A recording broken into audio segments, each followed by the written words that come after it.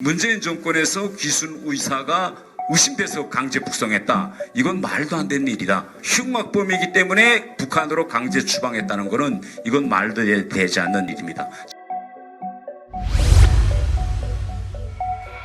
네, 지금 민주당에서는 이번 토론회와 관련해서 그리고 이 강제 북송과 관련해서 이제 전 정권 안보몰이다. 그 다음에 안보 장사다라고 하면서 지금 계속 이야기하고 있는데요. 오늘 아침에 제가 여러 가지 보도를 보니까 지금 민주당에서의 논점은 두 가지입니다. 흉악범이기 때문에 보냈다. 그리고 진정성이 의심돼서 보낼 수밖에, 강제 추방할 수밖에 없었다라고 이야기하고 있는데, 진정성이 만약 의심된다 라고 하면 지난 시기 정권은 어떻게 했는가 하는 사례를 제가 한 가지 말씀드리겠습니다. 제가 방금 이 토론회장에 들어오기 전에 그분이 10분 동안 저한테 절규하셨습니다. 이 케이스는 진정성이 의심되는 경우 어떤 일이 대한민국에서 벌어졌냐 하는 일입니다. 한국에 왔습니다. 이분이 와서 합동신문조사 과정에 진정성이 의심된다 했습니다. 그런데 현행법에 의하면 진정성이 의심되면 합동신문조사에서 검찰에 넘깁니다. 그래서 이분이 검찰에 넘어갔어요. 넘어가서 검찰에서 그다음부터 공식 수사를 했고 재판에 넘겨졌습니다. 물론 재판 때는 국선 변호사가 변호를 했고, 그래서 재판에서 몇 년을 받았을까요? 10년을 받았습니다.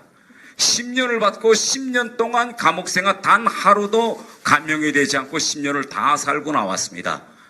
이게 바로 지금 현행법이 규정하고 있는 진정성이 의심되는 경우 어떤 사법적 절차를 거쳐야 하느냐라는 겁니다. 그런데 지금 이분 같은 경우에는 뭐라고 호소하고 있느냐? 자기가 감옥에 있을 때, 물론 감옥에 들어가기 전에도 자필 기순 요양서를 썼고 사인했고, 감옥에 들어가 있는 동안에도 4번을 친필로 자필 기순서를 써다갑니다. 그럼에도 불구하고 하루도 감형되지 않고 10년 다 살았는데, 지금 문재인 정권에서 기순 의사가 의심돼서 강제 북송했다. 이건 말도 안 되는 일이다.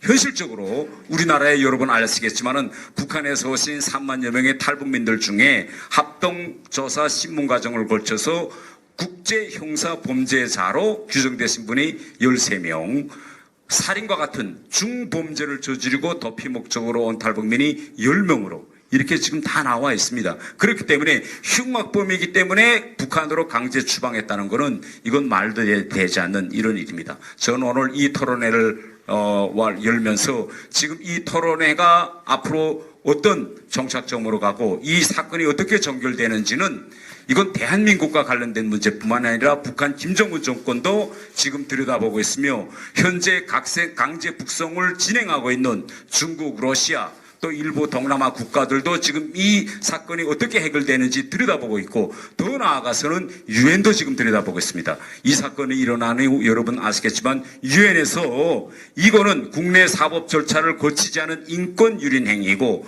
강제 추방 금지 원칙을 위반한 사항이며 국제 고문 방지 협약을 위반한 사항이라고 유엔에서 이 사건의 진상 규명을 협력해 줄 것을 유엔 특별보관이 요구했지만은 전 정권은 협력하지 않았습니다. 그래서 아직도 우리와 유엔 사이 관계에서 이 사건은 미해결 문제로 남아 있습니다. 그래서 우리가 이 사건을 어떻게 전결짓는가에 따라서 향후 세계 인권 역사에 새로운 한 페이지가 저는 열릴 것이라고 생각합니다. 감사합니다.